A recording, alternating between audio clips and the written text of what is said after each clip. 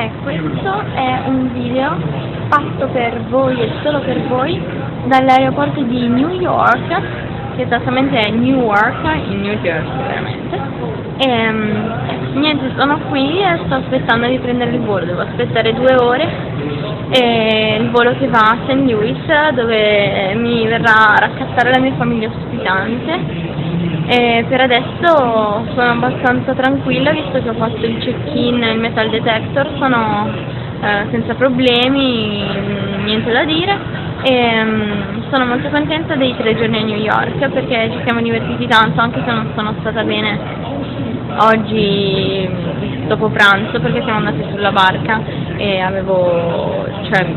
sono stata bene. Stanotte è stata una lunga notte perché non ho dormito e siamo stati in giro con gli altri ragazzi italiani tutta la notte fino alle 3:30 che c'era il ritrovo, io con i miei compagni di stanza, e quindi niente, alle 3:30 siamo arrivati in aeroporto, alle 4:30 siamo arrivati in aeroporto e abbiamo iniziato a fare qua tutte le procedure. E questa notte è passata veramente lentissima, non riuscivamo a dormire, siamo andati in giro per l'hotel tutto il tempo, dopo aver fatto il bagno in piscina, però dai, ci siamo abbastanza divertiti, è stato